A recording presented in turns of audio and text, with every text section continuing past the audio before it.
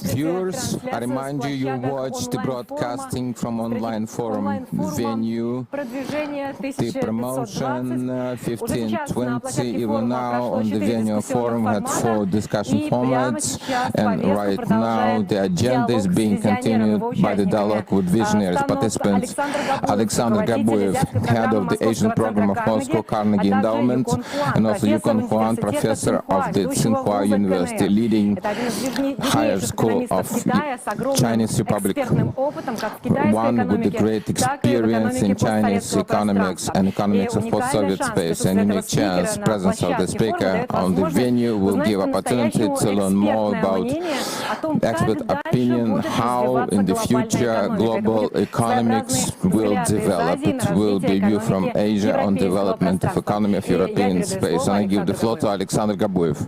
Thank you. Yukon, welcome. It's afternoon in Russia. I'm very happy to see you.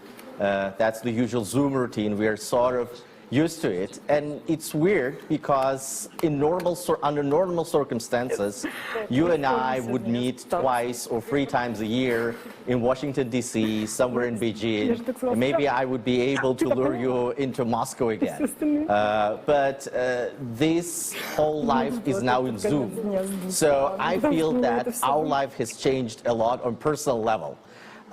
What about your outlook on the world as a economist, and what about the outlook on China? How much did the whole COVID madness change China, and what are the kind of key trend lines that you see in the Chinese economy right now? Well, let's begin with the global economy.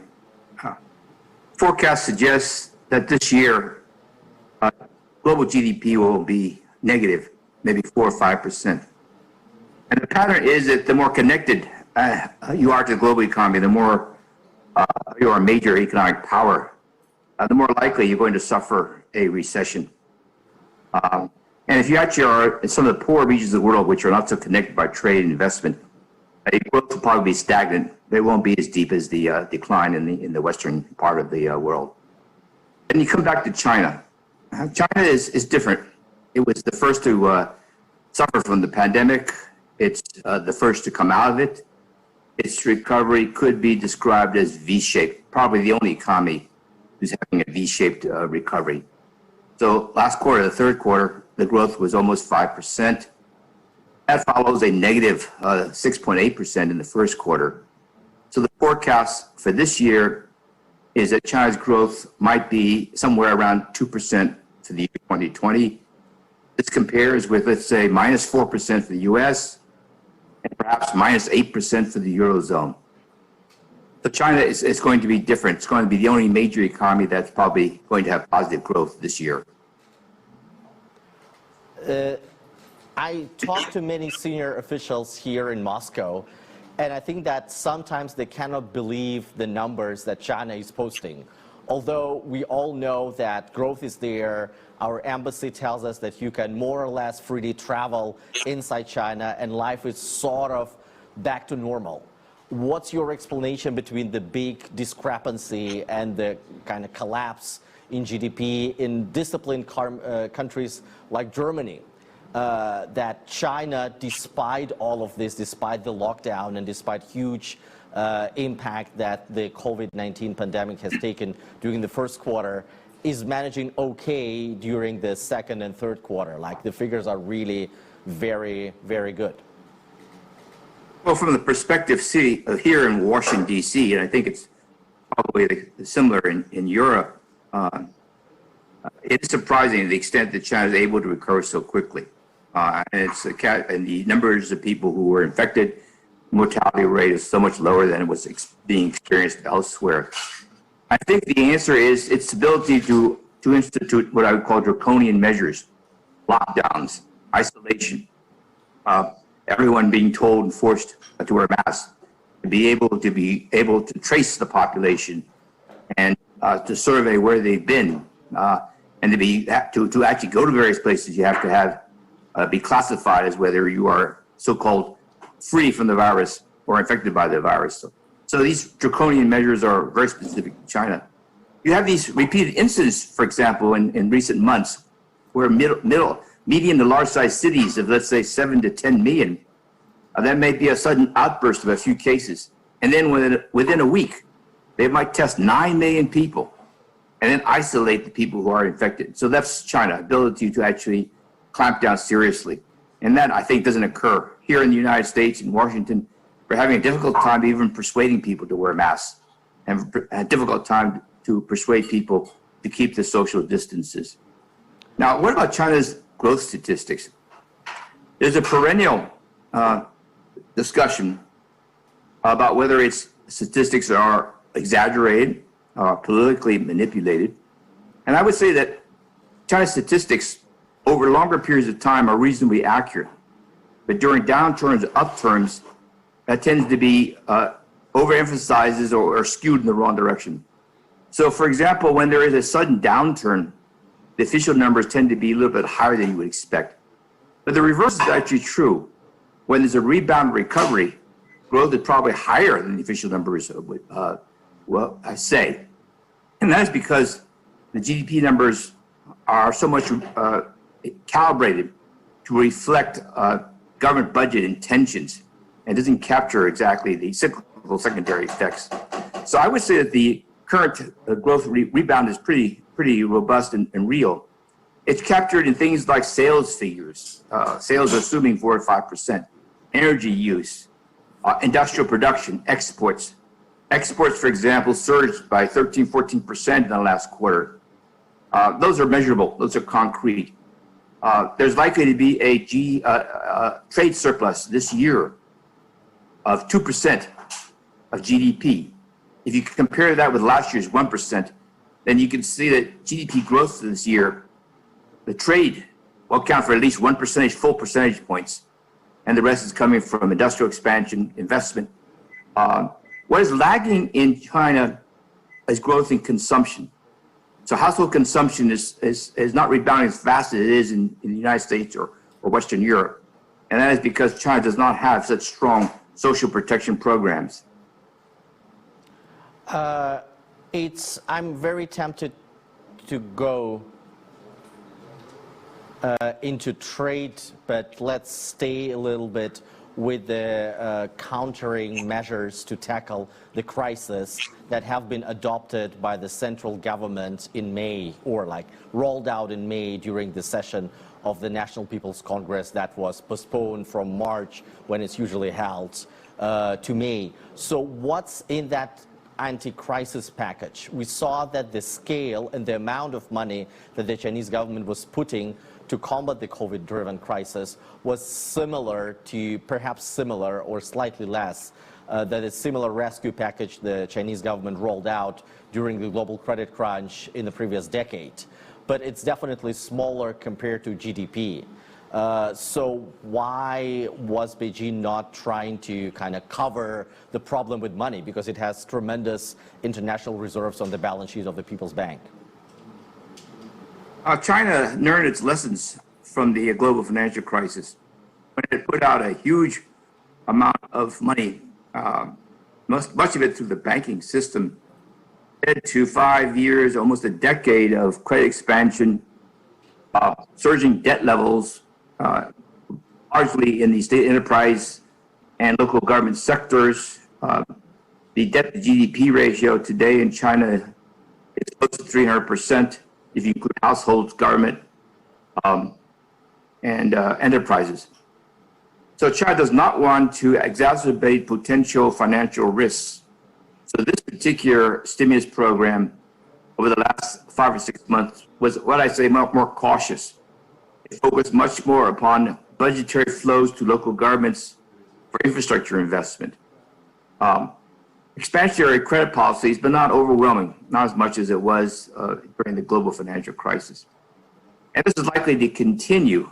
Infrastructure investment has been rebounding. It's not surging, but it's solid, somewhere around 5%.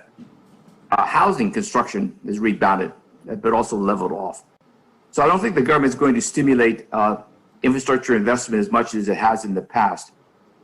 The important thing that's affected the Chinese growth is exports. And exports have surged much faster than people had expected. It began with the sales of medical supplies and equipment, largely to the West, the United States, Europe, other countries. It was then supplemented by demand for laptops, communications equipment, because households and businesses in the West are in isolation or lockdown. But this last quarter, what you see is a surge across a wide range of industrial products, household supplies, mechanical equipment, all sorts of product lines.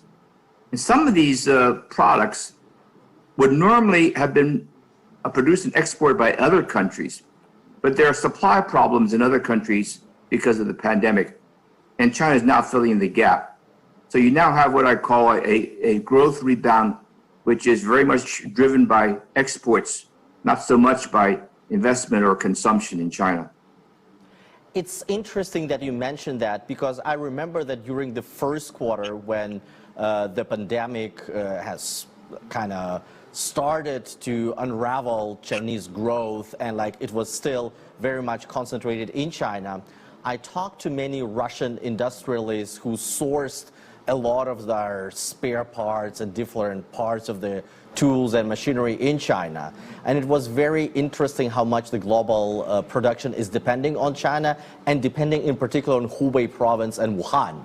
Because people were in microelectronics business, when I told them that the lockdown will be severe in Wuhan and Hubei, but it's kind of easing in different parts of China, they were kind of panicking and saying, oh, we are finished, because 90% of the stuff that we need is produced only in Hubei province. So that's the end of the business. And then like Hubei went out of lockdown, so they were relaxed. But I remember that it was a lot of concern during the first quarter that this dependency of the global economy in value chains on many production platforms in China are making it vulnerable. And there was a lot of talk among big businesses, including some Russian companies, that the supply chain should be diversified away from China.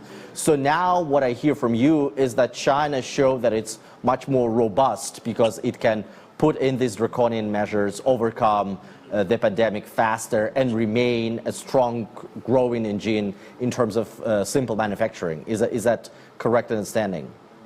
No, I think that's basically the storyline of what's been happening over the last 8 or 9 months. You're absolutely correct. In January, February, March, Wuhan shut down, and the world realized that it was a center of a lot of parts and components that were needed in industry, communications, manufacturing. So that was a major blow, and reinforced the general sentiment that most countries needed to be more self-sufficient in critical parts. And now with the pandemic, even in medical supplies, pharmaceuticals, ventilators, masks, rubber gloves. So you begin with what I call the pressures from the U.S.-China trade war a year, 2 years ago, where the West is basically saying we should be less dependent on China for manufacturing goods, for high-tech products. Supply chains should be restructured to reduce the dependency on China. Then in the beginning of the pandemic, that theme was reinforced by perceptions that excessive dependence on China for pandemic-related supplies was also risky. But today, it's starting to turn around, because China's ability to ratchet up production is not available in other countries. If you look at places like Vietnam, it just doesn't have the scale. It can't produce the volumes being demanded. If you look at India, which does have this scale, but it doesn't have what I call the ecosystem to support a surge in manufacturing production. Its infrastructure is very, very weak. Its labor force is not as regulated or controlled as it is in China. And then you have this network of secondary suppliers, and these are critical. They produce the smaller parts, the packaging, the small engines and motors that are needed, all sorts of things which in other countries are difficult to get. It's easily available in China. So if you want to ratchet up productions of manufactured products which involve multiple components and parts, it's actually almost impossible to find another country that has the capacity that China has. And so today what you see is China's share of global trade soaring, 20, 30, 40% increase. And it's incredible because over the last 10 years, China's share of global trade is slowly declining. So all of a sudden during this pandemic, it's rebounding dramatically. And part of it is other countries are being affected by supply disruptions related to the pandemic, and they're unable actually to gear up production. So China's capacity is now probably 100%. In the West, we believe that productive capacity is somewhere around 80, 90%. In some of the other middle-income countries in Asia, it probably is more like 80%. How durable will this trend be? Because before the pandemic, I hear a lot of talk about Chinese labor becoming increasingly expensive, Chinese environment for foreign investors becoming somewhat tighter depending on the sector, and then the energy because of LNG revolution, because of shale gas revolution in the US becoming cheaper, and then there is automation. So there was a lot of talk that kind of basic manufacturing and then up in the value chain, like more sophisticated manufacturing will move out of China to also to newer markets. And like India was mentioned, Southeast Asia was mentioned, but also bringing back manufacturing to the US was also kind of trend line. Do you see this still as valid, or China has proven that that's basically kind of still the core industrial engine of the global economy and it will remain so? Well, the movement of what I call labor-intensive production, simple labor-intensive production, out of China has actually been going on for almost a decade. So you see textiles and clothing, some simple and other products moving to Southeast Asia or to India or Bangladesh or Latin America. And that has been going on and it will continue. Because as you mentioned, China's wages are now about 7 times what they were 15 years ago. So China's wages today are maybe 2 or 3 times what they are in other so-called lower middle income economies in Asia or in Africa. But its labor is so much more productive and skilled. China is also mechanized and automated. The labor costs are becoming less important. It's the efficiency of the surrounding support for manufacturing which is actually making the difference, your ability to gear up. So when Apple comes out with a new model with iPhone, you can't find any other country where you can ratchet up 100,000, 200,000 workers and basically turn out the new product within a matter of a month or two. And this is the camera, the components, the chips, put it all in there, the packaging, everything, the glass, impossible, almost impossible to have this scale. You can't replicate aspects of this at a smaller scale to serve local markets elsewhere. And that, I think, is a key issue. If you are a middle-sized country, putting production in your country out of China doesn't make much sense. But it makes some sense to put it in India if you want to serve an Indian market. It may make sense if you want to serve U.S. and U.S. has these protective tariffs. In that case, if what you're producing is really designed for America, there's now, of course, less incentive to produce in China. But it's an interesting feature that Chinese companies are now actually investing in other countries, for example, to serve the U.S. market. So China's investment in Mexico has soared. China's investment in Vietnam to serve other Asian economies and the United States has also increased. So you now have an interesting issue that whereas there are companies pulling out of China, it's also true that Chinese companies are relocating part of their capacity elsewhere to get around these kinds of tariffs and restrictions. Can we switch back for a moment to China proper? Because it's interesting what you say that the ecosystem around the production is just unparalleled, and there is hardly any place in the world that can match this.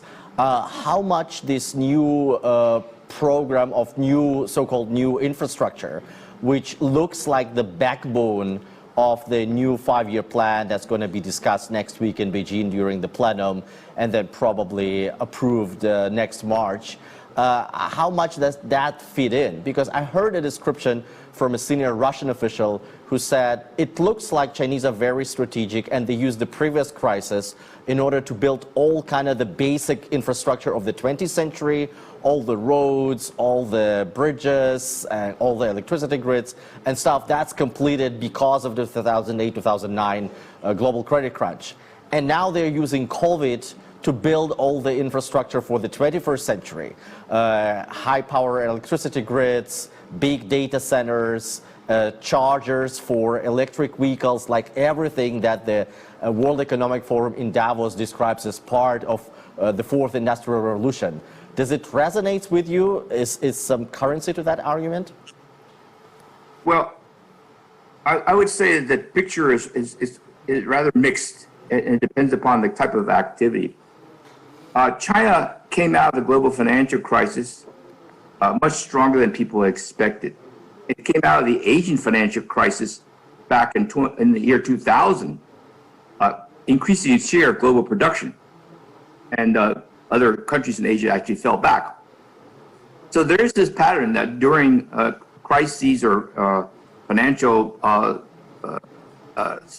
risks, periods of financial risks and supply bottlenecks, China is able to gear up and actually improve its standing relative to other countries. So that's happening. I think this is going to create some problems in terms of accentuating tensions with the West. In the new 5-year plan, I think there's basically two themes. One is the so-called dual circulation strategy that President Xi has emphasized, talking about improving the connectivity between the domestic activity and the external. And because the external environment is getting more negative, relying more on domestic demand. Now, some people have interpreted this to mean promoting consumption. And here I think it's actually misleading. Domestic demand is either consumption, but it's actually more domestic investment. Growth is not driven by consumption. It comes from growth. Only investment and productivity drives growth. So China is emphasizing how can it increase the quality of investment and therefore growth in the coming years. And that's the focus of the dual circulation strategy. And it's talking about use of the internet and technology to improve productivity. China's growth rate today has been running, aside from the pandemic, closer to around 6%. It used to be 10%. So the productivity investment has been declining slowly over the last 10 years.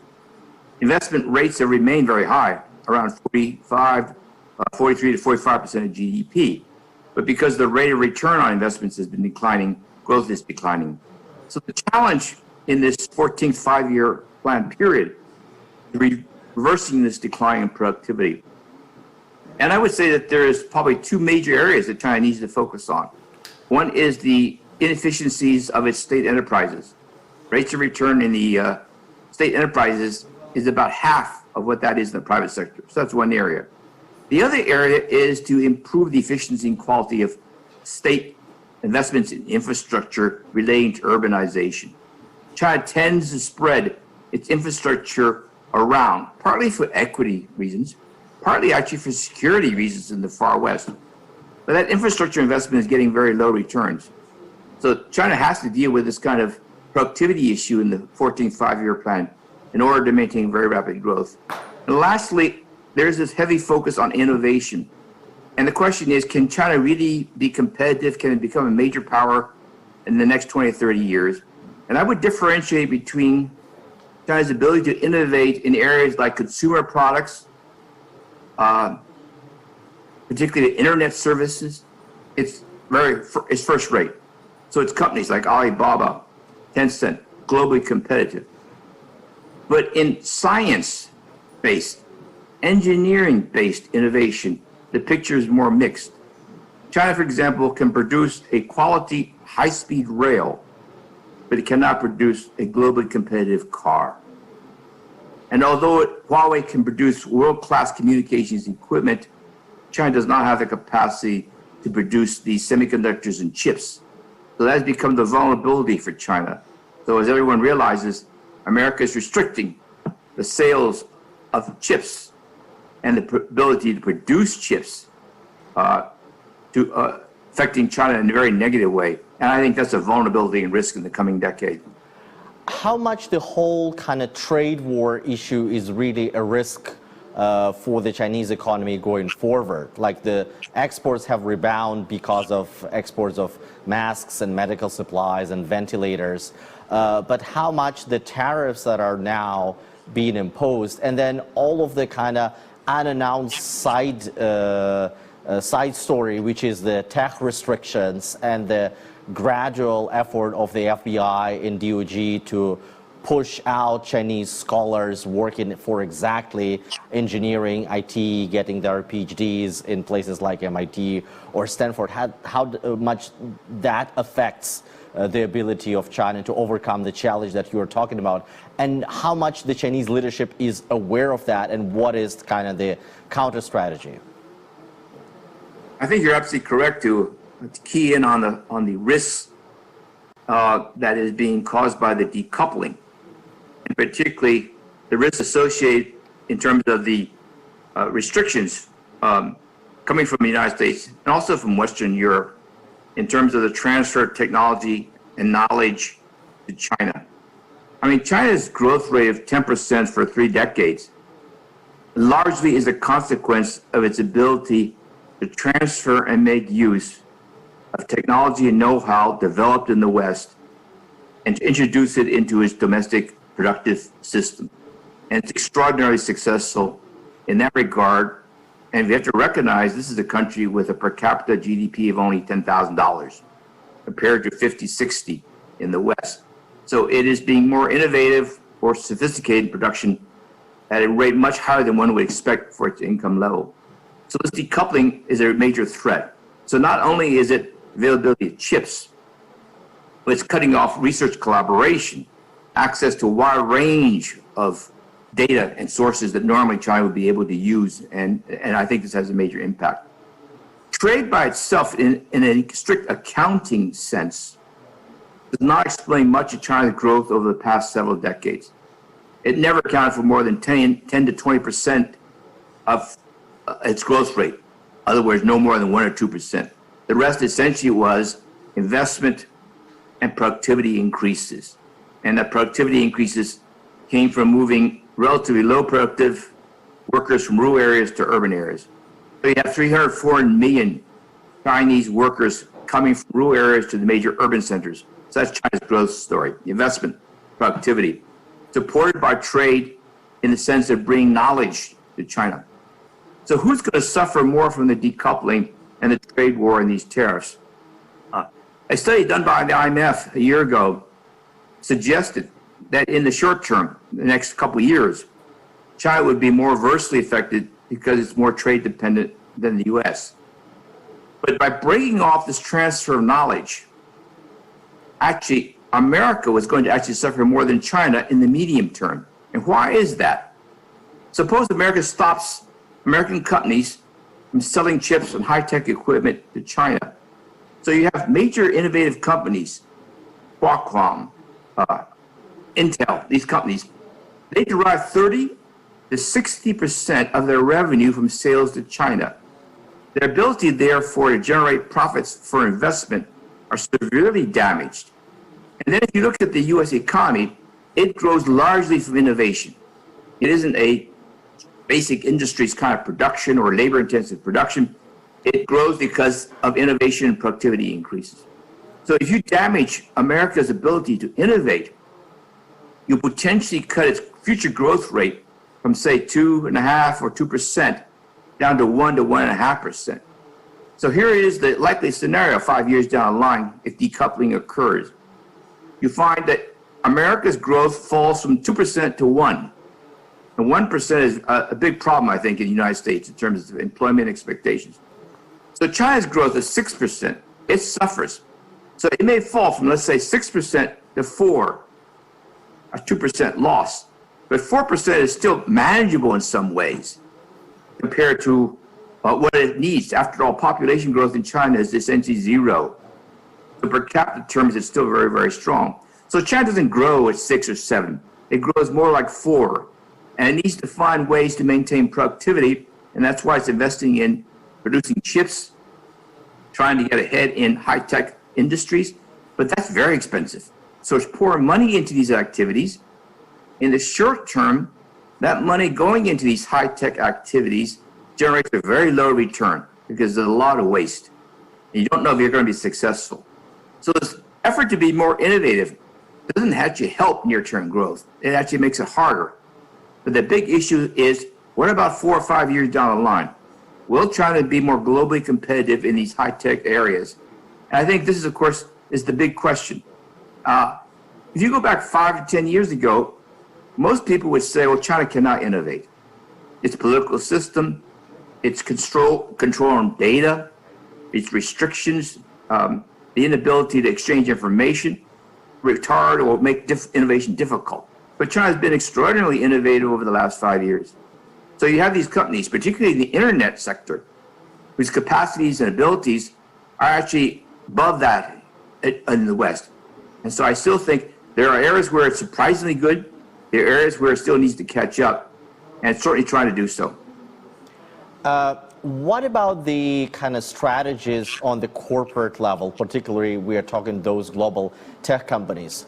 What I'm hearing is that some companies are thinking about creating an ecosystem or a platform that would operate in the West, centered around the United States, Europe, Japan, and then there will be a parallel ecosystem that will help them to sell their products in China and in countries friendly with China. So basically, they are prepared to the global economic Cold War, like two big blocks, and they want to operate in both, creating different legal entities and like structuring the profit centers the way that they can fuse money, revenues coming from both markets. But like, is it that way, or there will be companies that will have to choose their market and source of talents? You point out a very interesting possibility that the restrictions in the West against Chinese companies may force a different kinds of corporate structures or relationships in order for Chinese companies to be able to survive in the United States or Western Europe. The TikTok case is a primary example.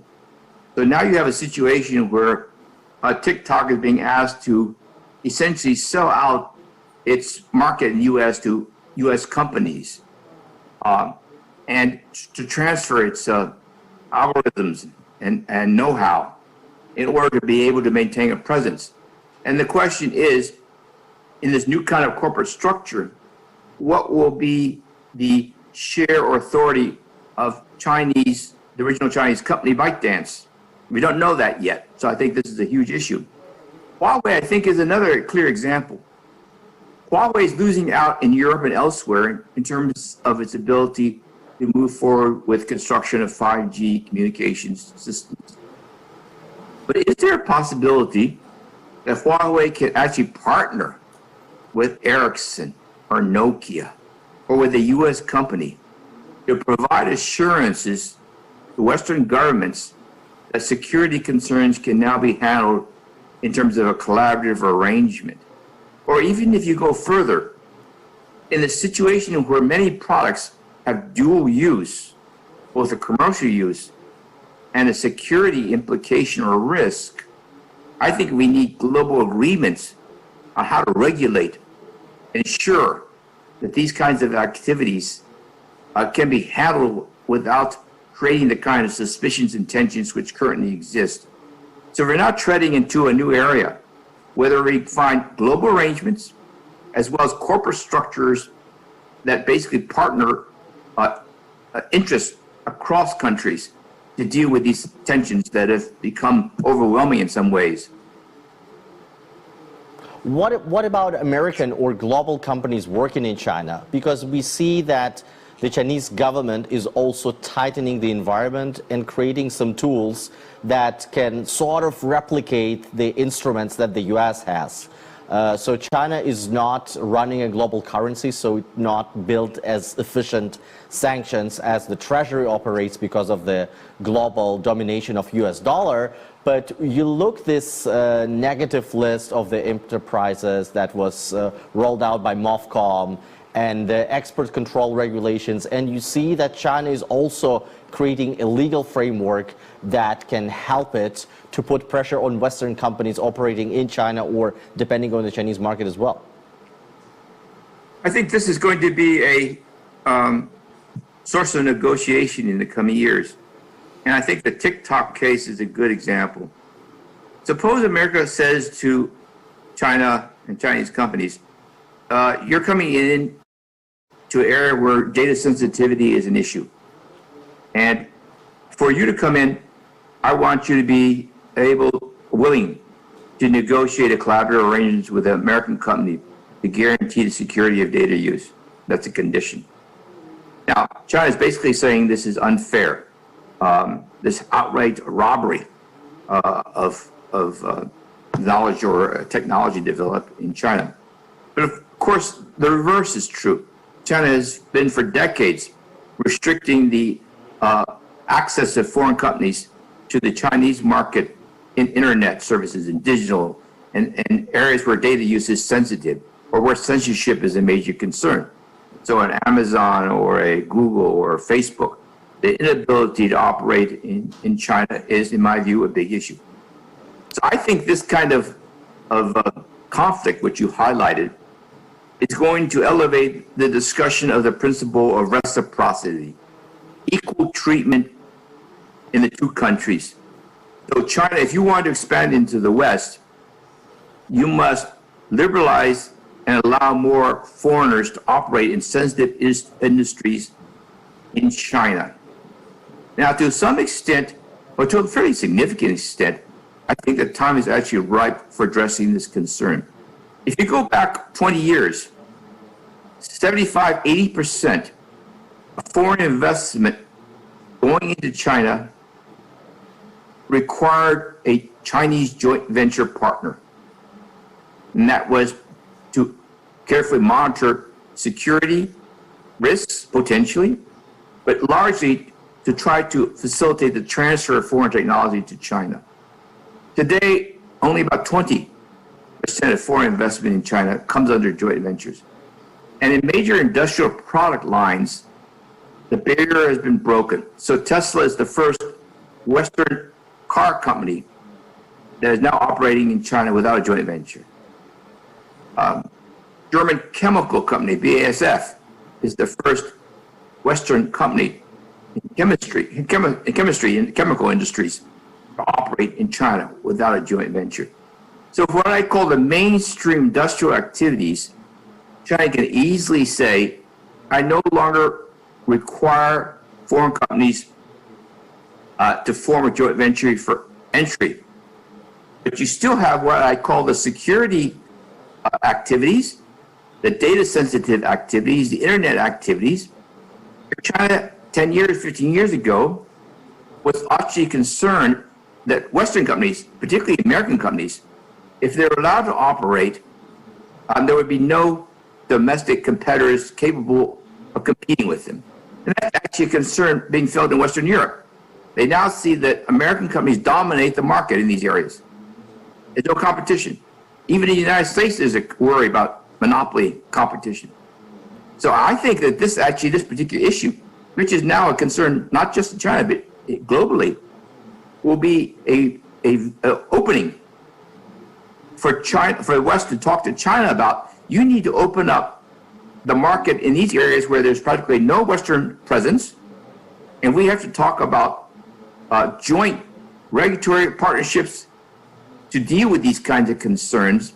Otherwise, you're going to be locked out or not allowed to operate in the West. So I think this is, in fact, the big issue in terms of global collaboration or security, balancing security concerns with commercial objectives, which is being triggered by what's been going on in the pandemic and the trade war. In the concluding part of the conversation, I want to talk more about physical connectivity and logistics centered around China and affected definitely by the pandemic and by the trade war and related issues between the United States and China and changing nature of relationship between China and European Union. I think recently one of the buzzwords of the Chinese political slang was Belt and Road Initiative. And that was pretty visible here in Russia, for example. We didn't see that much of free trade agreements coming because we have a Eurasian Economic Union and we do a docking with China, but it's not about real free trade and reducing tariffs. We've seen some Chinese investment coming along Belt and Road, particularly into LNG projects on Yamal, and then there is a petrochemical company. But what we've seen is a huge uptick of cargo going from Western China to Europe using Russian railways and then our partners in Kazakhstan and Belarus as one of the vehicles. So the number of cargo and trains is going up, and then the cost is going down. So that's been the constant trend because the trade between Europe and China amounted to 1 billion euros a day. And like part of it could be put on a cargo, although maritime route is still inexpensive and competitive. And then there is many new items, in particular food and agriculture, that Russia and countries in between put on the trains and sent to the Chinese market. So what's happening to Belt and Road Initiative right now because of COVID, and how much important it remains in the next 5 years down the road? Well, COVID has a dual effect. The need to isolate disruption of production and deal with the pandemic means that you can't proceed with what I call normal economic commercial activity. So that's on hold. Secondly, economies affected seriously by the pandemic are suffering from a severe recession, and that recession may be could last a year or two. So the Belt and Road is being slowed down by that. But the Belt and Road is being slowed down more broadly because of the lessons that China learned from the concerns and problems that were experienced when it was launched.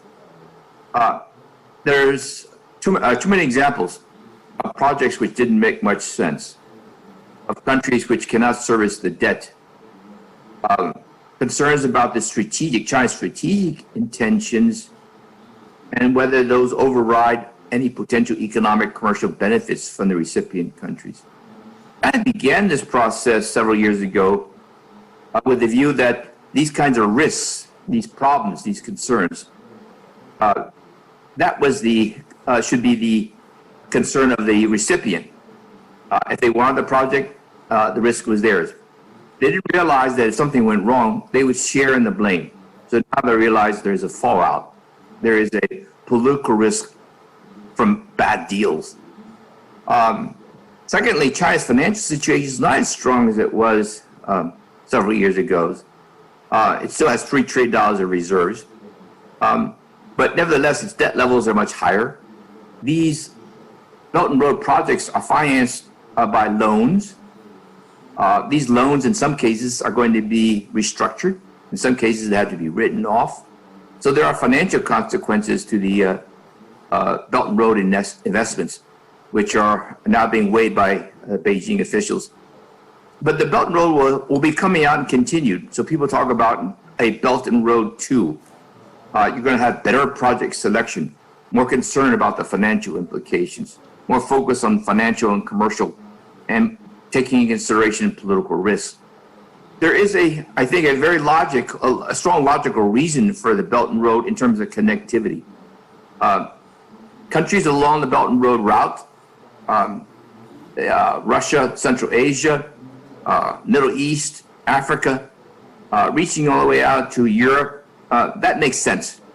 The more that you can lower transport costs and improve security, the better that all countries along that route will be. But to realize the major benefits, you're going to have what I call a more robust global economy. You're not going to see that for at least a year or two, but eventually, hopefully, it will be the case. The issue becomes probably more important for Europe than it is for the United States. Europe is much more heavily invested in China than the U.S. And the reason is that Europe is much more of an industrial manufacturing center compared to U.S. companies who are largely focused in finance and services. So if you look at the structure of production in China, Europe's value-added contributions to manufacturing is about 2 to 3 times that of the U.S., the whole EU as a group.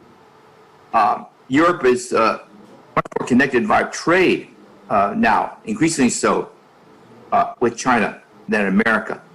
So I think the Belt and Road Initiative is reinforcing a natural increasing links between Europe and Asia, and the countries like Russia and the Central Asia republics. They are part of that chain. So overall, I think the concept actually makes sense, but it has to be done much more prudently and in a smarter way. What about, and that's probably one of the final questions, how do you see the role of Russia in the changing environment for China? I think that there is a traditional role as an exporter of raw materials, and we see some major projects and major deals being concluded.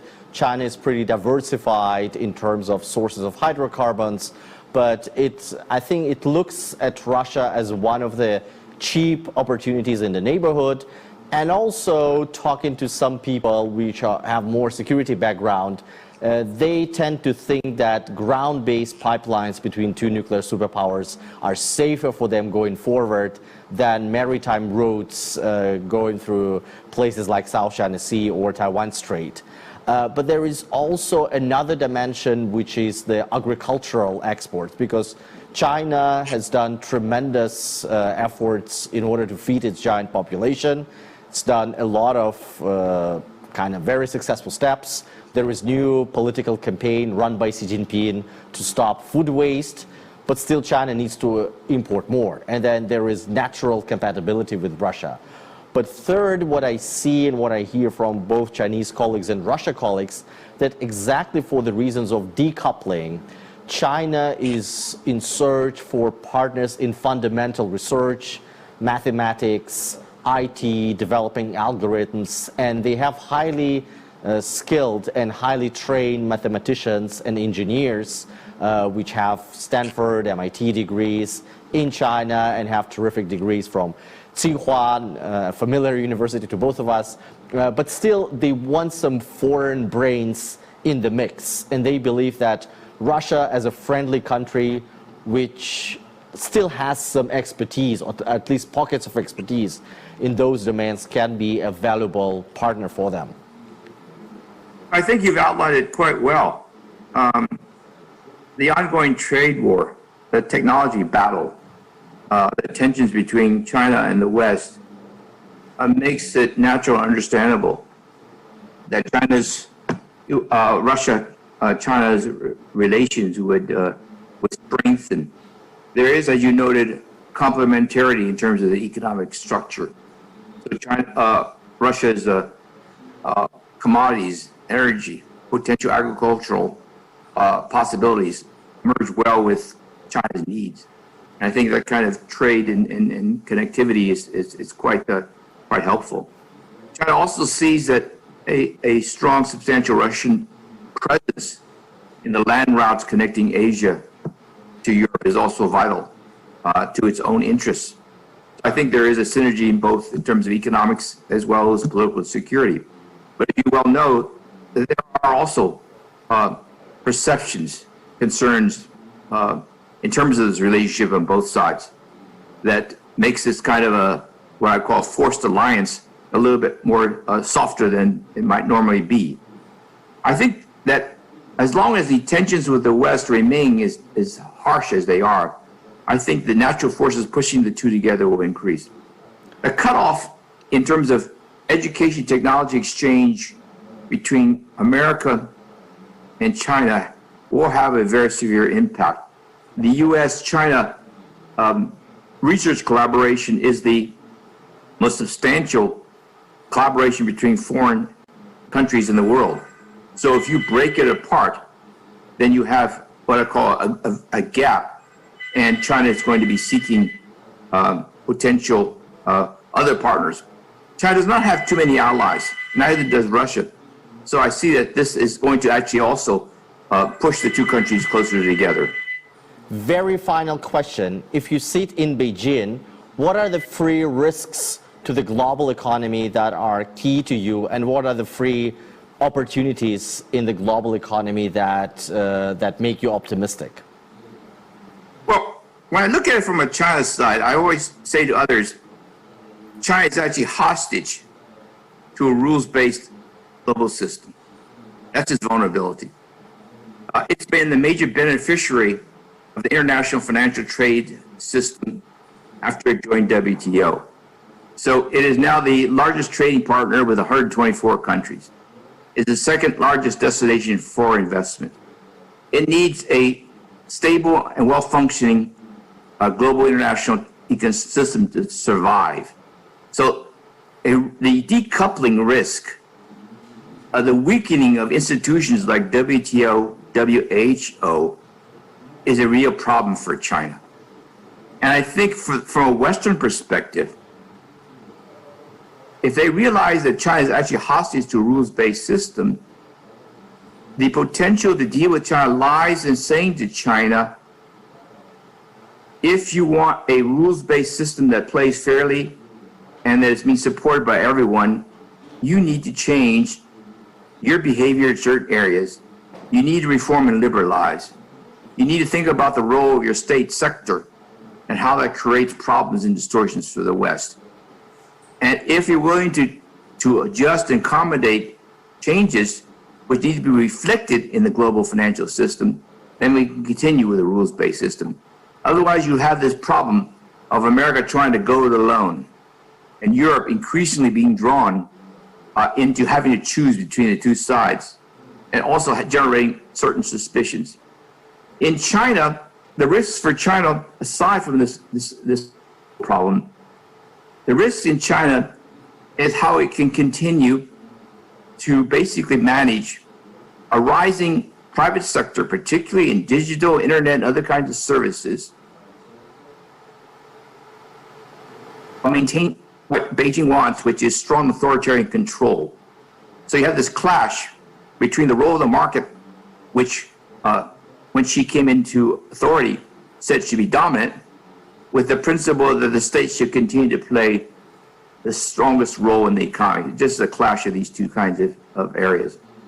And I think the third issue from a China perspective that is, I think, increasing concern, it's increasingly resorted to what I call unilateral coercive policies through trade barriers, restrictions on the flow of tourists, or banning investments or products from coming in, whether it's Germany or Norway or Korea with the missiles, or Australia now.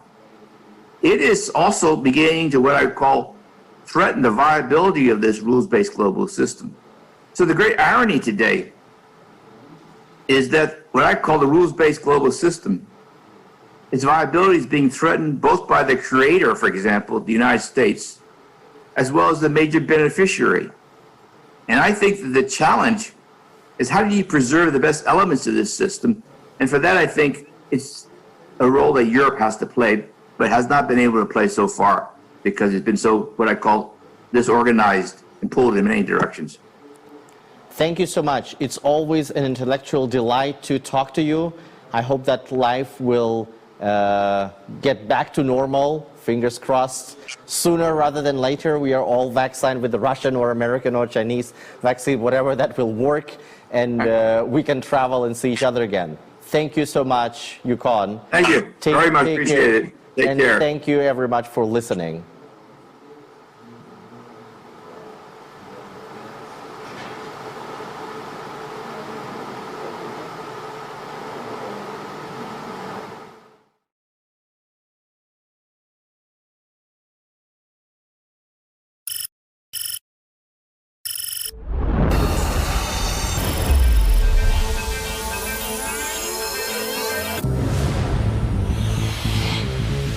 XXI век перекроил и ускорил все сферы производства товаров, создавая новые предприятия, порой находящиеся в разных уголках земного шара. Нужный рынку товар необходимо доставить точно в срок, в целости и сохранности.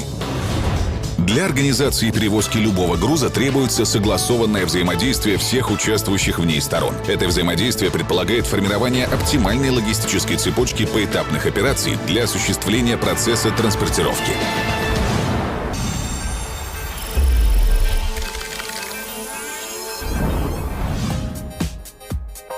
Акционерное общество РЖД «Логистика» — крупнейший в России и странах Балтии мультимодальный оператор. Отвечает за логистическое направление бизнеса холдинга «Российские железные дороги». Имеет 11 филиалов, 23 обособленных подразделения, дочерние общества и совместные предприятия за рубежом. Компания является членом Ассоциации российских экспедиторов, Международной федерации экспедиторских ассоциаций, ФИАТа и Ассоциации объединения генеральных подрядчиков в строительстве. Входит в Российский союз промышленников и предпринимателей и в Международный координационный совет по трансевразийским перевозкам. За десятилетнее существование более 6,5 тысяч отправленных поездов. Свыше 530 тысяч перевезенных ДФЭ грузов. Более 300 миллионов тонн обработанных грузов. 1 миллион раз наши грузы пересекали границу РФ. Больше 24 тысяч привлеченных клиентов. Маршрутная сеть охватывает более 30 тысяч городов. 18% на рынке 3PL и 4PL услуг. 172 миллиарда рублей выручки. Аутсорсинг более 100 предприятий. Более 1 миллиарда рублей экономии для своих клиентов. Транспортно-логистические услуги РЖД «Логистика» востребованы клиентами во всех уголках Евразийского континента. Мы предлагаем грузоотправителям широкий спектр услуг. От организации мультимодальных логистических сервисов, контейнерных перевозок, ответственного хранения грузов до строительства, модернизации транспортной инфраструктуры предприятия и обеспечения комплексной логистики предприятия. РЖД «Логистика». Движение, развитие, опыт.